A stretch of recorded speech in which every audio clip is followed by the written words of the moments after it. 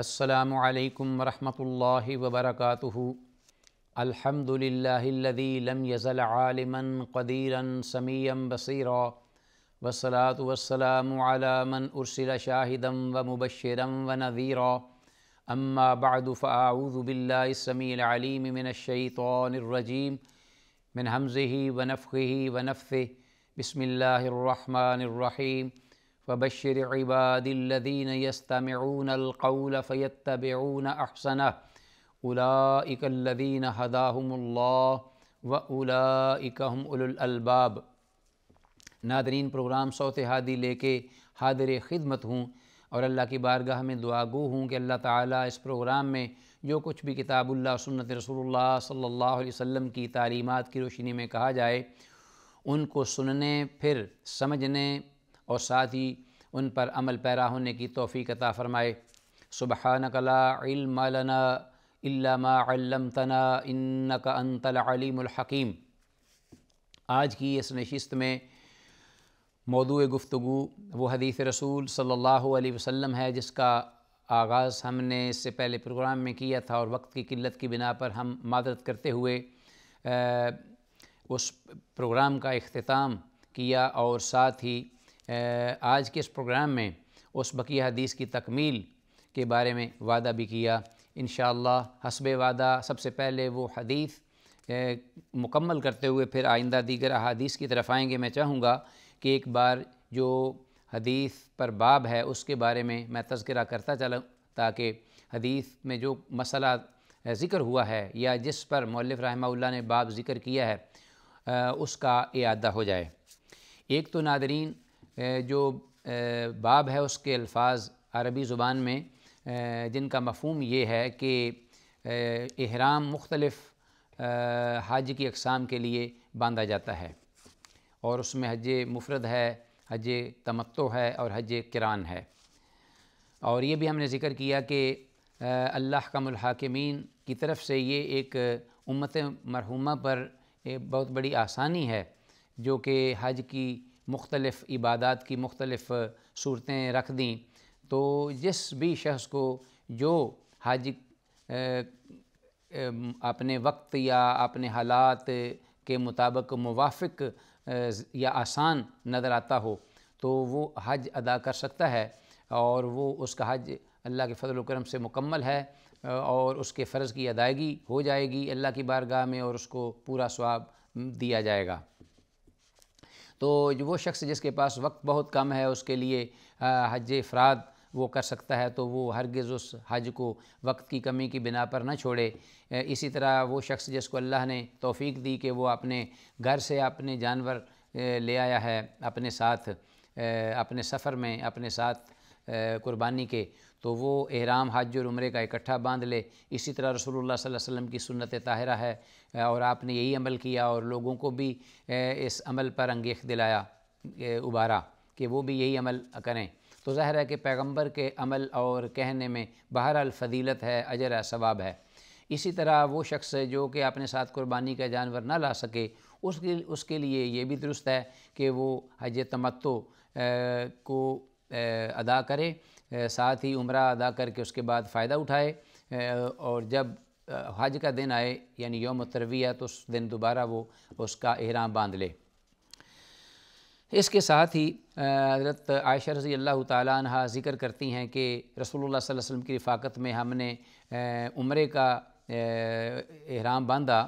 اس کے بعد غرض یہ تھی کہ ہم عمرہ ادا کرنے کے بعد پھر دوبارہ احرام باندھیں گے حج کے لیے جو کہ ایک تمتع کی صورت ہے۔ رسول اللہ صلی اللہ علیہ وسلم نے اس وقت یہ ارشاد فرمایا کہ من کانا معہ ہدی فلیحل بالحج مع العمرہ، جس کے ساتھ قربانی ہو یا قربانی کا جانور ہو تو وہ اسے چاہیے کہ وہ حج اور عمرے کا اکٹھا احرام باندھ لے۔ ثم لا یحل حتی یحل منہما جمیعا، پھر وہ اکٹھا دونوں کا حج ادا کرنے کے بعد حلال ہو اور اس کو مکمل کرے۔ فقدمت مکہ وانا حائض، حضرت عائشہ رضی اللہ عنہ فرماتی ہیں کہ اسی طرح میں احرام میں جب مکہ پہنچی تو مقام صرف جیسا کہ دیگر احادیث میں آیا ہے، اس مقام پر جب ہم پہنچے تو مجھے ماہواری کے ایام درپیش ہوئے۔ تو جب یہ ایسی صورت ہوئی تو ولم اطف بالبیت ولا بین الصفا والمروہ، تو میں ان ماہواری کے ایام کی بدولت، جو حید کے ایام ہیں جس میں عورت کے لیے ممنوع ہے کہ وہ نماز پڑھے یا قرآن حکیم کی تلاوت یا دیگر عبادات جو کہ اس کے منافی جس سے شریعت نے روکا ہے، تو کہتی ہیں کہ میں نہ طواف بیت اللہ کا کر سکی اس بنا پر، اور نہ ہی صفا اور مروہ کے درمیان سعی جو تھی وہ ہی میں کر پائی۔ تو فشقوت ذلک علی النبی صلی اللہ علیہ وسلم، میں نے اللہ کے نبی صلی اللہ علیہ وسلم کی بارگاہ میں اس پریشانی کی شکایت بھی کی۔ حضرت عائشہ رضی اللہ عنہا نے یہ ذکر کیا ہے۔ فقال انقضی رأسک، آپ صلی اللہ علیہ وسلم نے اس وقت یہ حل فرمایا حضرت عائشہ رضی اللہ تعالیٰ عنہ سے، جو کہ ایک نہ صرف ان کے لیے یہ اس مشکل کا حل تھا بلکہ قیامت تک آنے والی امت کی خواتین سب کے لیے یہ مسئلہ اگر ایسا درپیش ہو تو ان سب کے لیے یہی حل ہے۔ آپ صلی اللہ علیہ وسلم نے فرمایا کہ اپنے سر کو کھول لیجئے، وامتشطی، اور کنگھی کیجئے، اچھی طرح بالوں کو کھول کر کنگھی کیجئے، واہلی بالحج، اور حج کا تلبیہ پکاریے، حج کی نیت ارادہ کر لیجئے، وداعی العمرہ، عمرہ کو چھوڑ دیجئے، جو عمرہ آپ نے ادا کرنے کا ذہن کیا تھا، بنایا تھا، وہ اب چھوڑ دیجئے، اس لیے کہ اب ظاہر ہے کہ عمرہ کے لیے ضروری ہے کہ آپ بیت اللہ شریف کے اندر جائیں اور جا کر اس کا طواف بھی کریں، تو وہ تو آپ کرنے سے رہیں۔ اب یہ ہے کہ آپ اس کی بجائے اس عمرے کو کنورٹ کریے کس کی طرف؟ حج کی ادائیگی کی طرف، حج کا ارادہ کر لیجئے۔ لیکن اس کے ساتھ ہی آپ نے یہ آداب بتائے کہ ایسے ہی نہیں کہ اسی حالت میں ہی آپ احرام کو نیت کر کے تلبیہ کا حج کا تلبیہ پڑھ کر آپ حج کو شروع کر دیں اور بقیہ مناسک حج کے ادا کریں، نہیں، بلکہ آپ صلی اللہ علیہ وسلم نے یہ بھی ساتھ فرمایا کہ انقضی رأسک وامتشطی واہلی بالحج وداعی العمرہ، اپنے سر کو کے بالوں کو کھولنا ہے اور کنگھی کرنا ہے، اور اسی طرح عمرہ کو چھوڑنا ہے۔ اس کی طرف ناظرین یہ جو الفاظ کہے گئے ہیں، علماء کہتے ہیں کہ یہ اشارہ ہے، جیسا کہ دوسری ایک روایت میں موجود بھی ہے کہ رسول اللہ صلی اللہ علیہ وسلم نے یہ الفاظ کہہ کر غسل کی طرف اشارہ فرمایا، کہ صرف یہ نہیں کہ اگر عورت کو اس حالت میں کہ وہ احرام میں ہو اور اس کو حید کے دن لاحق ہو جائیں یا نفاس کے، تو آگے وہ اس کو جاری رکھنا چاہے حج کے لیے، تو ظاہر حج کے وہ مناسک ادا کرے گی، لیکن ایک بار غسل کرنا ہوگا، جیسا کہ دوسری روایت میں یہ موجود ہے کہ غسل کر لیجئے، اور یہاں اشارہ ہے بال کھول کر کنگھی کرنے کی طرف کہ وہ نظافت کا غسل کرے۔ اور چونکہ ظاہر ہے کہ ویسے بھی ہم نے تذکرہ کیا ہے کہ اگر انسان جس وقت احرام باندھتا ہے تو اس وقت ایک دفعہ غسل کر لے تو وہ مستحب ہے، اگرچہ احرام کا غسل جو ہے یہ فرض واجب تو نہیں، مسنون یا مستحب ہے۔ تو اگر ایسی صورت میں بھی ایک عورت جو ہے اس کو اگر حید کے دن شروع ہو جائیں تو اسی حالت میں وہ اس تلبیہ کو حج کی طرف نہ پھیرے، بلکہ اس وقت ایک بار وہ غسل کر لے اچھی طرح، تو یہ غسل نظافت ہے، غسل طہارت نہیں۔ ظاہر ہے کہ طہارت یا پاکیزگی تو خون جو حید کا خون اس کے ختم ہونے سے پہلے ہو ہی نہیں سکتی، خواہ عورت جو ہے وہ 10 بار بھی غسل کر لے، وہ تو طہارت تبھی ممکن ہوگی جب وہ دن یا ایام یا خون رک جائے گا یا ختم ہو جائیں گے وہ دن، اس کے بعد جو غسل ہوگا وہ غسل طہارت ہوگا۔ یہ غسل نظافت ہے، یہ کہ جو اسلام کے یہاں مطلوب ہے کہ انسان کو پاک صاف اور ستھرا اور پاکیزہ رہنا چاہیے۔ تو آپ صلی اللہ علیہ وسلم نے اس کی طرف اشارہ فرمایا۔ تو اس کے بعد کہتی ہیں ففعل، تو میں نے ایسے کیا، فلما قضینا الحج، پھر جب ہم نے حج پورا کر لیا اسی طرح، تو ارسلنی النبی صلی اللہ علیہ وسلم مع عبد الرحمن ابن ابی بکر الی التنعیم۔ حضرت عائشہ رضی اللہ تعالیٰ عنہ کے بارے میں دیگر احادیث میں جو تفصیل آئی ہے وہ آگے بھی آئے گی، اس میں مقام صرف پر ان کا یہ حید کا آنا یہ تقریباً 3 ذی الحج بروز ہفتہ کا دن بنتا ہے، اور اسی طرح ہفتہ کو ہی غالباً وہ حلال ہو گئی تھی، یعنی وہ صاف ہو گئی تھی، پاک ہو گئی تھی اس خون کے دنوں سے۔ تو عائشہ رضی اللہ تعالیٰ عنہ نے حج مکمل کیا، تو اس کے بعد کہتی ہیں خود کہ مجھے اللہ کے نبی صلی اللہ علیہ وسلم نے بھیجا مع عبد الرحمن ابن ابی بکر الی التنعیم، میرے جو بھائی تھے عبد الرحمن بن ابی بکر وہ موجود تھے ہمارے ساتھ، تو رسول اللہ صلی اللہ علیہ وسلم نے حج مکمل کرنے کے بعد اس کو کہا کہ اپنی بہن کو لے جاؤ تنعیم تک۔ تنعیم اس وقت وہ جگہ تھی، ناظرین یہ ذہن میں رہے بات، کہ مراد تنعیم ہی نہیں ہے کہ اسی جگہ پہ ہی جایا جائے، بلکہ اس کے لیے یہ کافی ہے کہ کسی بھی مکہ کی جانب حرم سے باہر نکل کر حرم کی حدود سے ہل کی جانب جانا ہے، جو کہ حرم سے باہر ہو جگہ۔ تو وہ کوئی بھی جگہ جو قریب ترین تھی اس وقت یہ تنعیم جگہ تھی جہاں رسول اللہ صلی اللہ علیہ وسلم تشریف فرما تھے حج سے فراغت پانے کے بعد۔ تو آپ صلی اللہ علیہ وسلم نے عبد الرحمن بن ابی بکر سے کہا کہ اپنی بہن کو لے جاؤ۔ وہ آئے اور انہوں نے حضرت عائشہ رضی اللہ تعالیٰ عنہ کے ساتھ آ کر انہیں احرام کا باندھنے کا موقع دیا۔ اس کے بعد انہی کے ساتھ وہ واپس مکہ آئے اور انہوں نے عمرہ ادا کیا۔ یہاں حدیث میں یہ الفاظ ہیں کہ حضرت عائشہ رضی اللہ عنہ جو کہ حدیث کو روایت کرتی ہیں فرماتی ہیں فاعتمرت، میں نے عمرہ کیا، فقال ہی مکان عمرتک، کہ یہ جو عبادت ہے یہ آپ کے اس عمرہ کی جگہ پر ہے، بدل ہے۔ قالت فطاف الذین کانوا احلوا بالعمرہ بالبیت وبین الصفا والمروہ، تو یہ بھی وہ کہتی ہیں کہ ان لوگوں نے طواف کیا جنہوں نے عمرہ کے لیے احرام باندھا تھا، انہوں نے بیت اللہ شریف کا باقاعدہ طواف کیا اور صفا اور مروہ کی سعی بھی کی۔ ثم حلوا، پھر وہ حلال بھی ہو گئے۔ ثم طوافوا طوافا واحدا، اور اس کے بعد پھر انہوں نے ایک طواف اور کیا بعد الرجع من منا، جب وہ منا سے واپس آئے۔ وَأَمَّا الَّذِينَ جَامَعُوا الْحَجَّ وَالْعُمْرَةَ فَإِنَّمَا طَافُوا طَوَافًا وَاحِدًا، وہ لوگ جنہوں نے حج اور عمرے کا اکٹھا طواف باندھا تھا، احرام باندھا تھا، یعنی جنہوں نے حج قران ادا کیا، تو حضرت عائشہ رضی اللہ عنہ فرماتی ہیں کہ ان لوگوں نے صرف ایک ہی طواف کیا جسے طواف زیارت کہتے ہیں، یا جسے اب طواف افاضہ بھی کہا جاتا ہے، جسے رکن کہا جاتا ہے حج کا رکن، اس کے بغیر حج مکمل نہیں ہوتا،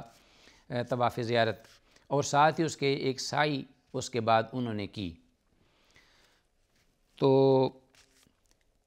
یہ حضرت عائشہ رضی اللہ تعالیٰ نے فرماتی ہیں۔ ناظرین اصل میں یہاں جو وہی بات ہے جس کا ہم نے تذکرہ کیا تھا کہ حج تمتع کرنے والے پہلے عمرہ کریں گے، پورا مکمل عمرہ کرنے کے بعد یعنی ایک طواف بھی کریں گے اور پھر سعی کریں گے عمرے کی، اس کے بعد پھر وہ حج تمتع شروع ہوگا، اور حج تمتع پورا وہ کرنے کے بعد یہ جب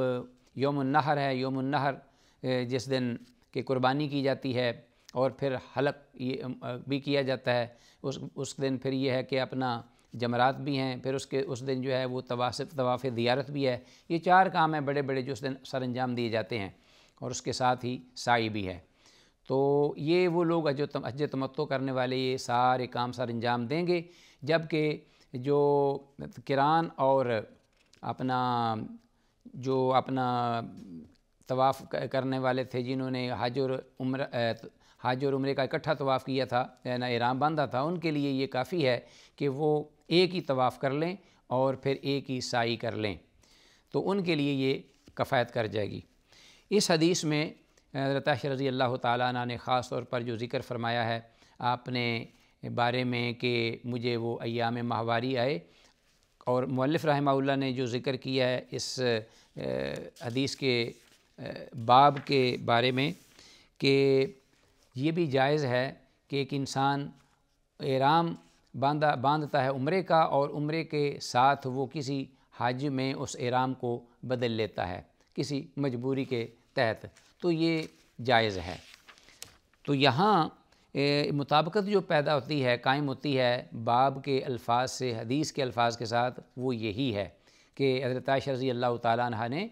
عمرے کا احرام باندھا تھا، تو ایام ماہواری آئے تو رسول اللہ صلی اللہ علیہ وسلم نے فرمایا کہ تم اس طرح کرو کہ غسل کر لو اور غسل کرنے کے ساتھ پھر آپ نے اس احرام کو یا یہ جو نیت آپ نے کی ہے عمرے کی، اس کے بجائے عمرے کو چھوڑ دو اور اپنا حج جو ہے اس کو جاری رکھو، اپنا حج کی نیت کر کے حج کو ادا کر لو۔ جب انہوں نے حج ادا کر لیا تو اس کے بعد رسول اللہ صلی اللہ علیہ وسلم نے فرمایا عبد الرحمن بن ابی بکر کو کہ اپنی بہن کو لے جا کر وہ عمرہ جو کہ جس کے بارے میں حضرت عائشہ رضی اللہ تعالیٰ عنہ یہ محسوس کر رہی تھیں کہ یہ مجھے ایک کمی محسوس ہوئی ہے اس بات پر، جیسا کہ دیگر احادیث میں آیا ہے، تو آپ صلی اللہ علیہ وسلم اس کا ایک قسم کا مداوع کیا۔ ناظرین آتے ہیں دوسری حدیث بھی اسی قبیل سے ہے اور اسی مفہوم کی، جو کہ بالکل بیان ہی حضرت عائشہ رضی اللہ تعالیٰ عنہ سے ہی مروی اور اسی واقعے کی نشاندہی کرتی ہے۔ اختصار کے ساتھ ہم ذکر کرتے ہوئے آگے دیگر احادیث کی طرف آتے ہیں۔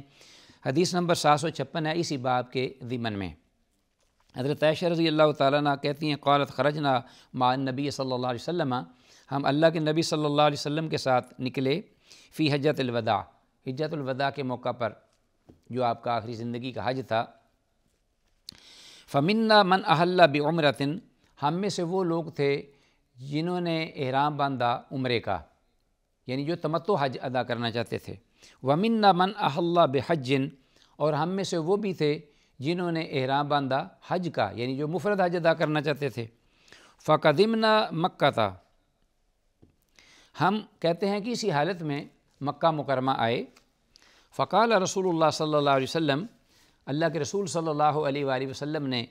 ارشاد فرمایا من احرم بعمرۃ ولم یحد فلیحلل، جس شخص نے احرام باندھا ہے عمرہ کی ادائیگی کے لیے، یعنی جو حج تمتع کرنا چاہتا ہے کہ میں عمرہ ادا کرنے کے بعد حلال ہو جاؤں گا، ولم یحد فلیحلل، اور اس کے پاس قربانی کا جانور بھی نہیں، عمرے کا ارادہ کرنا چاہ رہا ہے اور قربانی کا جانور ساتھ اپنے گھر سے نہیں لایا، تو اسے چاہیے کہ وہ عمرہ ادا کرنے کے بعد حلال ہو جائے۔ ومن احرم بعمرۃ، اور جو شخص عمرہ کرنا چاہتا ہے وأہدی، اور اس کے ساتھ اس کا جانور بھی ہے، یعنی وہ اپنے گھر سے جانور لے آیا ہے، فلا یحل حتی یحل بنحر ہدیہ، تو اس وقت تک وہ حلال نہ ہو جس وقت تک کہ وہ اپنی جو قربانی ساتھ لایا اس کو ذبح نہ کر لے۔ ومن حل بحج فلیتم حجہ، اور وہ شخص جس نے احرام باندھا ہے حج کا وہ اپنے حج کو پورا کرے۔ تو رسول اللہ صلی اللہ علیہ وسلم نے مکمل واضح الفاظ کے ساتھ یہ الفاظ بیان کر دیے۔ تو قالت فحصت فلم ازل حائدا حتی کان یوم عرفہ، تو آگے عائشہ رضی اللہ تعالیٰ عنہ پھر اپنا وہی حال احوال ذکر کرتی ہیں جو انہیں درپیش ہوا کہ مجھے ایام ماہواری اس دوران آ گیا، اور پھر رسول اللہ صلی اللہ علیہ وسلم نے مجھے یہ تعلیمات دیں جو ہم نے اس سے پہلی حدیث میں ذکر کی ہیں۔ انشاءاللہ آئندہ پروگرام میں اللہ کی توفیق سے ہم اس حدیث کو مکمل کرتے ہوئے دیگر احادیث کی طرف آئیں گے۔ جو کچھ اللہ تعالیٰ نے توفیق دی ہے ذکر کرنے کی، سننے کی، سمجھنے کی، اللہ اس پہ عمل کی توفیق دے۔ السلام علیکم ورحمۃ اللہ وبرکاتہ۔